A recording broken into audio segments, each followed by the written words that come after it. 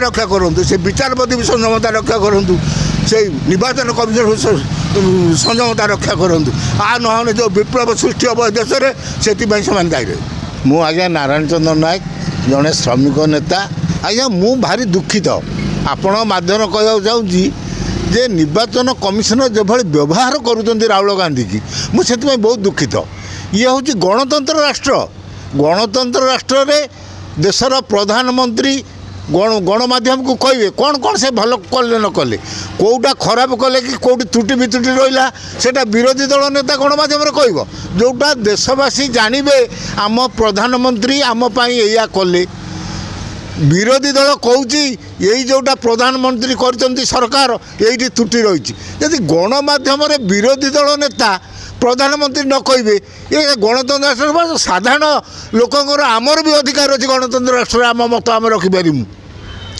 से जो निर्वाचन कमिशनर जो राहुल गांधी की जो भाई कथा कहते यहाँ गोटे निहाती अनुचित यहाँ गोटे सांघातिक यहाँ गणतंत्र परंपरा नहीं गणतंत्र परंपरा को मो मतरे ये निर्वाचन कमिशनर भांगी चोड़ी मोड़ी बक्सी दलीय भित्तिर सरकार कथार हो क्या कथार हो से चलुँच कि गणतंत्र रे जड़े साधारण लोकर गणमाध्यम कहबार अधिकार अच्छी राहुल गांधी तो जड़े संसद पुणी जातीय दलर विरोधी दल ये देशर विरोधी दलर नेता सी कहबेनि किए कह सी कहवा कथा 3टा राज्य में भोट चोरी होती से तो मन मन कहना से 40 जन कांग्रेसर प्रतिनिधि दल बटेगी 3टा राज्य में तदंत करिकी देखिछंती नकली भोट फोटो नकली भोटर सब नकली से देखिछंती से 6टा फॉर्म भी पाइछंती नकली लोकंकर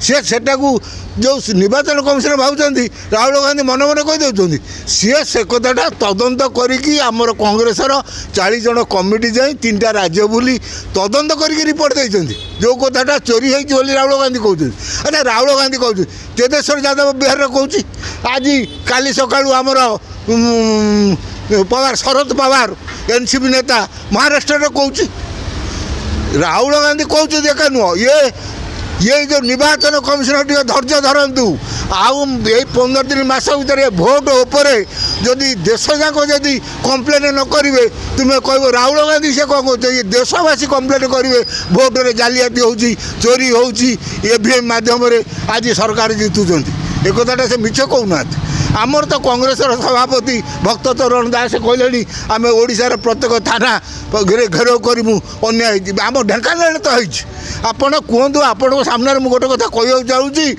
निर्वाचन डिक्लेयर है सस्मिता सेठी आम जाजपुर लोकसभा प्रार्थी जीतिले ता घंटा पर पुणी रवि नारायण बेहरा केमी जीतिले आज्ञा आपण कहतु आम तो गणी नु जो निर्वाचन कमिशनर जो बसई से मैंने गणिकी कहले सस्मिता सेठी जीतिले जाजपुर लोकसभा सीट रु ता घंटा पर पुणी केमी रवि नारायण बेहरा जीतिले ये कौन चोरी है नहीं चोरी है नहीं घंटा पर केमी रवि नारायण ये जो बेहरा जीतिले सस्मिता सेठी डिक्लेयर से मैंने करते ये देश जाक कैंपेन करिकी ये ईवीएम रे चोरी करिकी ये जितुचंदी ये निर्वाचन कमिशनर जड़े रबर स्टाम्प भाया सरकार काम कर कि जाल भोटर मानक नहीं कि सरकार सब जालियाती एमती करछंती जाल भोटर से मैंने तैयारी करछंती स्वतंत्र स्वतंत्र आज्ञा जाल भोटर जाल ठिकाना जाल फोटो ये सब जाल करके से नने भोटर से पाइले केमती नाटा बाहर केमती एमाने जाल भोटर कर जाल ठिकाना कर जाल फोटो कर जो से भोटर तालिका ना उठी जाए देखिए बिहार से बिहार भोटर लिस्ट चेकिंग कला बेले अमेरिकार राष्ट्रपति भोटर लिस्ट बाहर ठिकाना बाहर हाँ अमेरिका आउ ता चाहिए लज्जाकर घटना अच्छी कौन निर्वाचन कमिशन बुझा दरकार ट्रम्प कौच मो पैसा मोदी जीति ट्रम्प कौच मो पैसा निर्वाचन में मोदी जीति निर्वाचन कमिशन पचारे कि ट्रम्प को राहुल गांधी को पचार तुम कि अधिकार अच्छी तापर क्या गोटे लज्जाकर कथा है निर्वाचन कमिशनर जड़े सरकार दायित्व अच्छा सी कहते तुम्हें फॉर्म रे लिखिक जो सत्यना मिछ नहने तुम देशवासी भूल माग आज्ञा निर्वाचन कमिशन किए ରାହୁଲ ଗାନ୍ଧୀ କି ଦେଶବାସୀ କି ଭୁଲ ମାଗିବାକୁ କହିବାର ଅଧିକାର ତାକୁ କିଏ ଦେଲା? ସେ ସୁପ୍ରିମକୋର୍ଟ। ସୁପ୍ରିମକୋର୍ଟ ରାୟ ଦେବ ଆମେ ଭୁଲ କରୁଛୁ ଠିକ୍ କରୁଛୁ କ୍ଷମା ମାଗ। ଜଣେ ନିର୍ବାଚନ କମିଶନର ଭାରତର ବିରୋଧୀ ଦଳ ନେତା ରାହୁଲ ଗାନ୍ଧୀ କି କହୁଛନ୍ତି ତୁମେ ଦେଶବାସୀକୁ କ୍ଷମା ମାଗ। ଆରେ ବଡ଼ ଆଶ୍ଚର୍ଯ୍ୟ କଥା। ତୁମେ ଏଣେ କହୁଛ ତୁମେ ଲିଖିତ ପ୍ରମାଣ ସାଇନ୍ କରିକି ଦିଅ, ସେ ପ୍ରମାଣ ଦେବେ ଅଲଗା କଥା। ପ୍ରମାଣ ତୁମେ ପାଇନେ ସତ କି ମିଛ ବିଚାର ନ କରିକି ତୁମେ କହିସାରିଲଣି ରାହୁଲ ଗାନ୍ଧୀ ଦେଶବାସୀ କ୍ଷମା ମାଗନ୍ତୁ। ରାହୁଲ ଗାନ୍ଧୀ ଭୁଲ କରିଛନ୍ତି ବୋଲି ତୁମେ କହିସାରିଲଣି। କ୍ଷମା ମାଗିବାକୁ କହିବାର କିଏ ଅଧିକାର ନିର୍ବାଚନ କମିଶନକୁ ଦେଲା? ମୁଁ ଏଇଟା ବୁଝାଉଛି। ହଁ, ଆଉ ଜଣେ ଆଜ୍ଞା ଏ ଯେଉଁ ଦୀପକ ଦତ୍ତ ସୁପ୍ରିମକୋର୍ଟର ଜଣେ ବିଚାରପତି, ମୁଁ ଆଜ୍ଞା ଦୁଃଖର ସହ କହୁଛି ଜଣେ ସୁପ୍ରିମକୋର୍ଟ ବିଚାରପତି ବିରୁଦ୍ଧରେ କହିବା କଥା ନୁହଁ।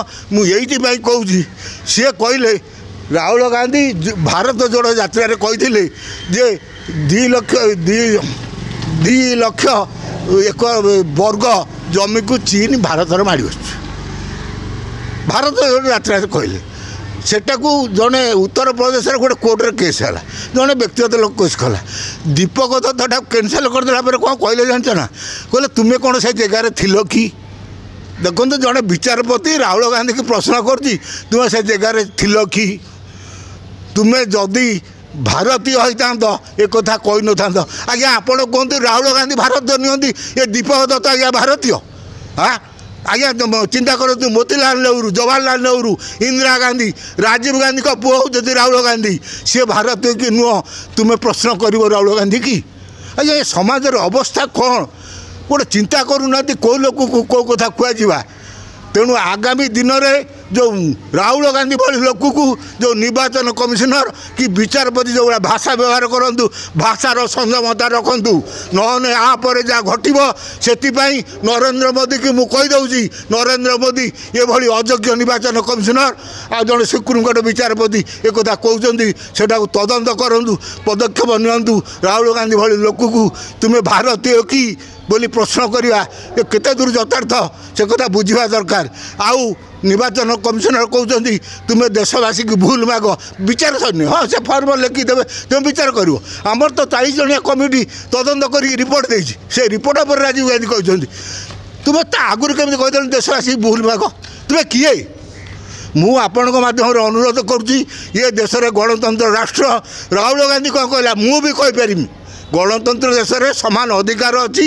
ଗଣତନ୍ତ୍ର ରାଷ୍ଟ୍ରରେ ଜଣେ ତା ମତ ବ୍ୟକ୍ତ କରିପାରିବ। ତେଣୁ ଆପଣଙ୍କ ମାଧ୍ୟମରେ କହୁଛି, ସମାଜରେ ବର୍ତ୍ତମାନ ଯାହା ଚାଲିଛି, ଯଦି ରାହୁଲ ଗାନ୍ଧୀକି ପ୍ରଶ୍ନ କରେ ତୁମେ ଭାରତୀୟ କି, ଯଦି ନିର୍ବାଚନ କମିଶନର କହିବେ ତୁମେ ଭୁଲ ମାଗ, ତ ଆଜ୍ଞା ଦୁଃଖଦାୟକ ଘଟଣା କ'ଣ ଅଛି କହିଲେ? ମୁଁ ଆପଣଙ୍କ ମାଧ୍ୟମରେ କହିବାକୁ ଚାହୁଁଛି, ଇଏ ଦେଶବାସୀ ବୁଝନ୍ତୁ, ବର୍ତ୍ତମାନ ନିର୍ବାଚନ କମିଶନର ଜଣେ ବେତନଭୋଗୀ କର୍ମଚାରୀକୁ ପୋଷ୍ଟିଂ ସରକାର ଦେଇଛନ୍ତି। ଆଉ ବିଚାରପତି ସୁପ୍ରିମକୋର୍ଟ ହେଲେ ମଧ୍ୟ ତୁମର ଜଣଙ୍କର ନାଗରିକର ଗଣତନ୍ତ୍ର ରାଷ୍ଟ୍ରରେ ଜଣଙ୍କ ନାଗରିକ ବିରୁଦ୍ଧରେ ତୁମେ ଭାରତୀୟ କି ନୁହଁ ତୁମ କତିରୁ କ'ଣ ପ୍ରମାଣପତ୍ର ରାହୁଲ ଗାନ୍ଧୀ ନେବେ ସେ ଭାରତୀୟ ବୋଲିକି? ତେଣୁ ଆପଣଙ୍କ ମାଧ୍ୟମରେ କହୁଛି, ଏ ଯାହା ଘଟୁଛି ସଂଯମତା ରକ୍ଷା କରନ୍ତୁ। ସେ ବିଚାରପତି ବି ସଂଯମତା ରକ୍ଷା କରନ୍ତୁ, সেই নির্বাচন কমিশন সংযমতা রক্ষা করতু। আর নহলে যে বিপ্লব সৃষ্টি হব দেশের, সেপাই সে দায়ী রহবে।